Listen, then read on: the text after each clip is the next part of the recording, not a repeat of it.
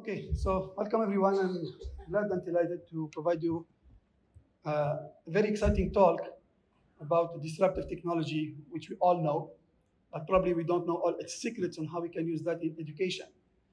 So today my talk will be about from invasion to integration, the ChatGPT dual role with all opportunities and challenges in STEM learning. And I'm going to show you also some of the use cases on how we can use ChatGPT effectively in education. So that will be the agenda of my talk.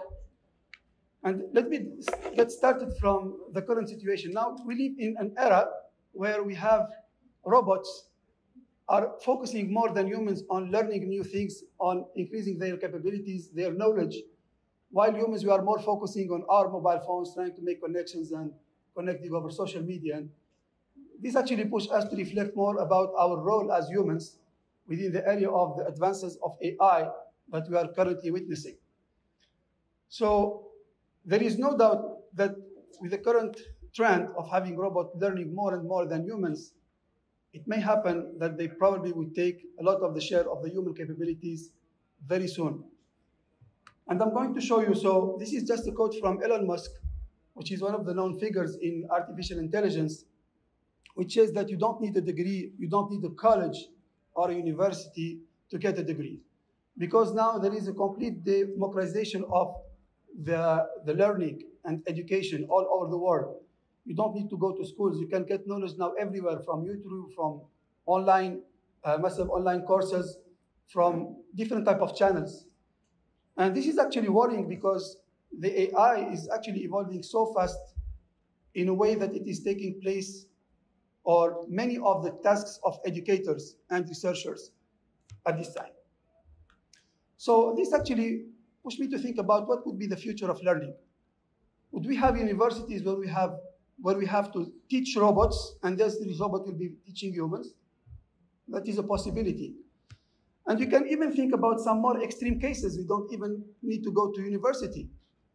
Maybe the human brain will be just trained as we train a neural network nowadays. We can imagine on something like some kind of sensors on the brain, and we can integrate knowledge, put knowledge just on the brain directly with the evolution also of cognitive sciences. So the future is still unknown where we can go with the evolution of AI, especially of generative AI. And now when we talk about digital transformation, just a couple of years ago, what we know as digital transformation, it becomes now a legacy. Like e-learning expansion with MOOCs, massive online open courses like Coursera, Udemy, EDX, and these type of platforms, okay, they were successful actually to provide better accessibility of education and learning and reduce a lot of barriers as compared to before. Also, AR, VR tools were provided and evolved to provide a better experience for learners with much better interaction. Adaptive learning using some legacy AI systems, they can actually adapt to the learner abilities. So they can adapt the type of questions, they can adapt the type of information to teach to the students based on their abilities. And also online assessment, like for example, we use LMS or we use Moodle to automatically assess quizzes or different type of exams. But still, there are some challenges, like for example, we care about the data privacy, cybersecurity aspects, and also we need to train educators on using these type of tools, because usually when we want to make digital transformation education, we need to have the consent of the educator to accept this technology and effectively use it. You cannot just push it from the top, because if the educator will not accept this technology, it will be very hard to adapt it effectively. But now, in the current modern era, actually, we have an invasion of different AI tools for education. If I cite a few examples, like Grammarly is one of the state-of-the-art tools for proofreading and improving the language. It's pretty much used in research, also by students to improve their writing skills. Quillbot for rephrasing and avoid plagiarism. There is also YouTube Summary that allows you just to get a summary of a whole video instead of just listening to the whole video. So these kind of tools, they can actually speed up the productivity. But I would say that all these tools are in one side of the balance, and on the other side is this giant ChatGPT that just emerged less than 1 year ago. And it has made a complete transformation with the mind-blowing capabilities and skills that it offers. We can say that ChatGPT, it can replace by far all these tools aggregated together. And now, since there is a lot of interest on the area of generative AI.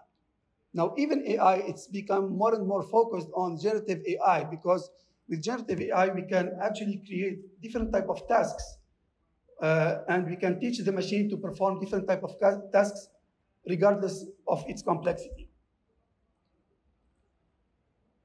So I'm going first to talk about the different opportunities, because now we say, okay, ChatGPT, this is going to replace our jobs. No, we should not be very afraid of the technology, but we need to be aware of the technology, of the threats, the risks, and how we can integrate it in our daily life to take benefit out of it.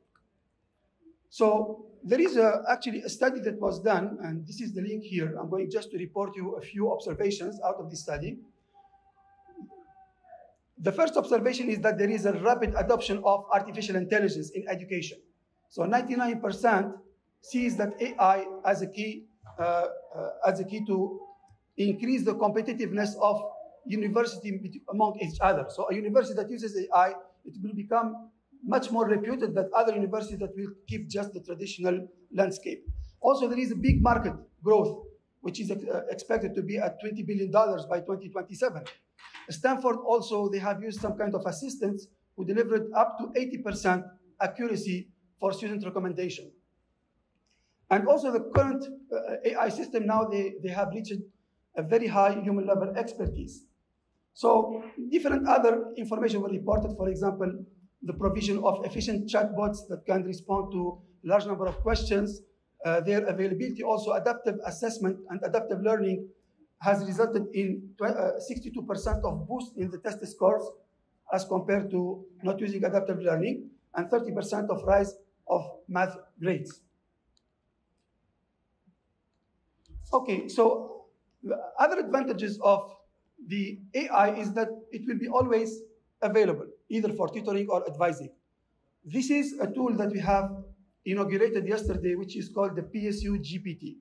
It's a ChatGPT tool for Prince Sultan University community. You can just access to this link. You can open an account and you can chat with this ChatGPT tool for PSU to get any information about Prince Sultan University. And we created this out of 33,000 questions and answers to fine-tune ChatGPT to respond to these questions. And now we are putting this device as a way to provide academic advising to our students. Also, we are using ChatGPT for automatic grading. I'm going to show you some live examples just in a while. So let me show you some of the demos. Now, this is a small video that I have done recently. Do we still need universities or instructors? And let me go you through the video here. And here I went to ChatGPT and I put a prompt to learn any kind of information. So now you'll get prompted, for example, here you can type start to start learning a new thing. It will tell you, okay, what difficulty option you want to learn. Okay, so you can specify the difficulty option and whether you want to plan a lecture to learn a topic or to test yourself. And now, for example, I have chosen, I want a basic learning style and I want to make a plan for the lecture. And then I asked about, okay, I want to learn about intellectual property. That's my topic, 101, the simplest thing. So it gave me a complete plan automatically, okay? And the plan is excellent, by the way, because I tested it on something that I'm aware about, and it gave me a very comprehensive plan. Of course, we can accommodate the plan based on our need. That's always possible. But in the majority of cases, it will give you something really impressive and then start learning with the first topic. And now it's giving me information about intellectual property. You know, this only takes from me a few seconds, okay? And in the traditional way, we have to go to classroom, we have to go to training, attending, going back and forward. No, I can do now at home. And this is why Elon Musk said education is not correlated with colleges. Now you can get knowledge anywhere. So I said proceed. He finished the first topic. He went to the second topic. You can read. It provides very relevant information. Of course, there are always risks of hallucination or misinformation and so on. But now, with the evolution of these models, it becomes less and less dramatic as the first versions. And now after that, after it completes, I would say, okay, I would like to test my knowledge. It's going to create for you questions and answers, and you can respond. You can get evaluation of your responses, and then you can get a grade. It tells you why you have been correct or why you have been wrong. Okay, test my knowledge. Okay, so now it's creating a test case, okay, multiple choice questions, and you can even specify what type of test you want. By default, it's going to make multiple choice questions, and then you can respond. Okay, let me just go a little bit further. Okay, so providing my responses here, it will tell me which responses are correct, which responses are wrong, and providing me explanation about that. So now, this is just interacting directly with ChatGPT, but I am 100% sure that there will be commercial tools available very soon that will leverage these capabilities in order to have adaptive learning and different type of new learning based on generative AI. Okay, so when I want to stop, it will give you just a thanks. Now I have a personal customized tutor just at hand. So do we still need university? Probably now, yes, but I don't know, within 10 years, 20 years, things probably might change. And I also told my students yesterday, you know, now you are working on university, but probably your children will not have to go because things are pretty much now relying on AI and generative AI. So this is now the website of PSU GPT. So this is the landing page, okay? And our objective is to provide 27 support to our students or our faculty members. It's user-friendly, and we made it in the same way as ChatGPT. So let me go now to the interface. So this is our interface. It looks like even ChatGPT. We have two different models that we have trained, GPT and DaVinci. So these are two models of OpenAI. We train them on our data set. You can ask questions, anything about Prince Sultan University, who is the president, how can I drop a course, how can I, you can ask any kind of question. Even for academic advising, we tested it with some student question and provide some decent responses, even though we didn't actually train it on these particular type of questions. So the good thing in large language model like ChatGPT, from a few sample of information during the fine-tuning, they are able to respond to even unexpected type of situations. And this is really impressive. So you can see the type of question I'm asking here. It's providing me very relevant type of responses. I mean, this is available on the internet. Everyone can actually test it. You can even provide your feedback, whether the response was satisfactory or not satisfactory. And based on this, we can get your feedback and improve our model over the time. So let me show you another example. This is something that I have used in my teaching. So I'm teaching Java course, and I want to do some quizzes to my students. Usually this takes me like maybe one day, full day, and so on. I did everything in just 15 minutes. I just ask here, for example, create me a quiz of 5 questions about classes object. This is the first topic I taught, and it provided something. But of course, I have to review. I don't trust 100%, but in this case, it was pretty much correct. And now the good thing I said, because I work on LMS, convert this me to LMS in the XML format of LMS. It converted me this one. I just need to import it into the LMS. You know, this process usually took us a couple of hours. Now it only takes a couple of seconds. Now I asked it, okay, so this is now the quiz is available on the LMS. And I give it to my students. They responded. They get immediate feedback. Everyone was happy. And also I can ask it, okay, give me more specific responses about particular topic in the chapter. And it gave me something really much more specific. So this is prompt engineering. It depends on how you ask. هندسة الاستنطاق. كيف تستنطق الآلة لتستخرج الأشياء التي تريدها. فالمعلومات في ذهننا، لكن احنا بطبعنا يمكن عندنا كسل في الكتابة. We don't want to write too much. We have ideas, but we don't write too much. This sometimes why we hire people to write for us. Okay, but now you have ChatGPT. It can write for you whatever thing you have in your mind. The most important thing is that you need to know how to ask to get the information that you want. Okay, and another thing also, I have used it to automatically grade the programming assignment, which is more challenging. And it was impressive. It gives for every student a feedback for every answer, whether it is correct, whether it is wrong, and why. And it even can detect something that probably we as humans, we're not able to detect them fast or accurately. So it can help. I don't say that I rely 100% for the grading, but at least when I get this feedback, I can verify with a student response, and this can help me actually take a better decision rather than spending, for example, 5 minutes in one question or 10 minutes in one question. I can get the first insight from here, and this helped me to get prior knowledge on how to grade a particular assignment. Also, it can be used for proofreading. Now, I made a simple sentence, like, for example, imagine a student would like to write an email, and he's not good in English. Of course, it can use Grammarly. This is from Grammarly. It identified to me all these typos, but you can send it to ChatGPT and say, proofread this email. It will proofread it and tell you where are your errors. Okay, so it even helps you to learn what are your errors and highlight them so you can avoid this. So we can use it also for sending student feedback, for customized emails. We can have automatic email answering. These different type of things, we already implemented them. And yes, and this is type of student feedback that we can send using ChatGPT based on exams. But of course, there are a lot of benefits, but still we need to be aware of the challenges. So actually, the resistance